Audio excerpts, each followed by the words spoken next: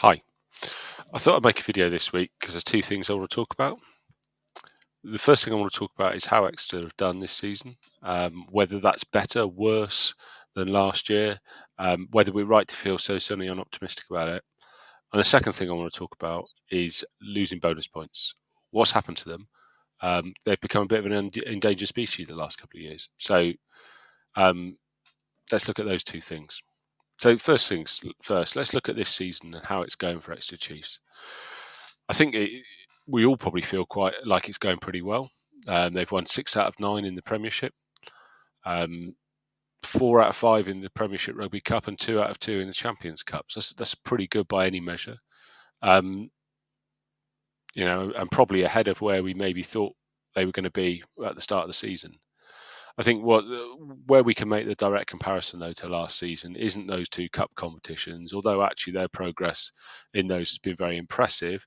Last year they won the domestic cup and got to the semi-finals of the Champions Cup, so arguably it'd be very hard to improve on either of those.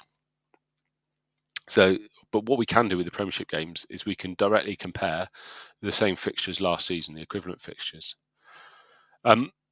And compared to those equivalent fixtures last year, they've got 2 more wins. So they've got 6 wins from those 9 games. The same 9 fixtures last year, they only won 4. They've got 9 more Premiership points. So again, that's massive. They've gone from 19 points last year in those 9 games to 28 this year. And they've scored 90 more points, admittedly, half of which were against Saracens. But I think it's important to remember that, not least because it's always nice to remember beating Saracens by a cricket score. And they've conceded 53 fewer points. Now, I know in those games, I know we've talked a lot, people have talked a lot about Exeter's blitz defence, and it can be absolutely terrifying to watch as a Chiefs fan, but it's working. That's 6 fewer points a game, which is absolutely remarkable, really. Let's take a closer look, though, at those fixtures and see how the individual fixtures are compared. So you can see from this chart that in 5 of the 9 games, they've taken more Premiership points. They've walked away with more Premiership points than they did in the same fixture last year. The only game they've taken fewer points from was Northampton away, where last season Chiefs were able to nick a losing bonus point. This year they didn't get to within 7 points, so they went away empty-handed. But that's the only one. And I think probably from all of this, if it feels positive, that's probably because it is my main conclusion. I think this young team just continue to exceed expectations, and I think we're probably a little bit further ahead on progress than we thought we might be this year. So it's all really encouraging, and it seems to be backed up by the evidence as well. If they continue that run of improvement, I think we're in that hunt for 4th place at the end of the season, which is brilliant, and certainly a year earlier than I thought it would be. So, second of all, I wanted to talk about losing bonus points. Now, losing bonus points, when Exeter 1.0, if you like, the sort of early Baxter Premiership side, losing bonus points were a bit of a trademark. They always scrapped their way to them, tried to stay in games so they could pinch a losing bonus points. So they were always accumulating points through the season. And actually, if we look at by calendar year, you can see on this chart that this year, 2023, they've only got to within 7 points of the opposition once when they've lost. All the other defeats have been a bit more comprehensive. And maybe as a fan's point of view, that's very kind of them because they don't give us hope in some of those games. Hope's gone pretty early, so you're not so disappointed. But actually, you can see it's tailed off. But actually, you can see it's tailed off for sort of the second half of Exeter's Premiership experience.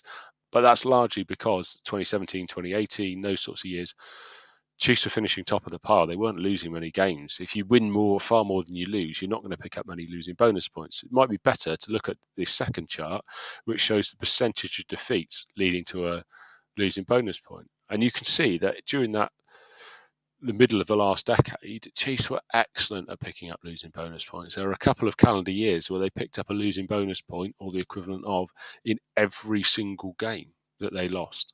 So they were never walking away from a game empty-handed, or only very rarely in those middle years. What you can see, though, is that this year, 2023, for whatever reason, Chiefs have not picked up a losing bonus point since, or either side of the game at London Irish last May. They didn't pick one up between January and May, and they haven't picked up one since yet. So not only have they not been winning away from home, generally speaking, until the last few weeks, they haven't been picking up those losing bonus points. And maybe that's one thing we need to look at in the development of this side, going back to how things feel positive. I would almost feel more positive next time we lose if we can pick up a losing bonus point. I don't want us to lose any games. I'd rather Exeter Chiefs win every week. But maybe there's something in that actually we need to learn how to find those losing bonus points. Because if we look at that peak Premiership winning side, they were never beaten by more than a score, or very rarely beaten by more than a score. They were always in the game. And I think that's maybe something this side can learn. Anyway, thanks very much for watching. If you can help me, if you've enjoyed this video, if you can help me, that'd be wonderful. If you haven't enjoyed this, but you want to help anyway, that's even better. But if you could like this, share this, hit subscribe, do all those sorts of things. Tell your friends, tell your lovers. I mean, you can even tell your enemies if you've got them. The more people that know about these videos, the better. The more people that see them, the more I'm likely to keep doing them, to be honest. And any encouragement's always welcome. So hopefully you've enjoyed it, and I will see you next time. Thanks very much. Bye-bye.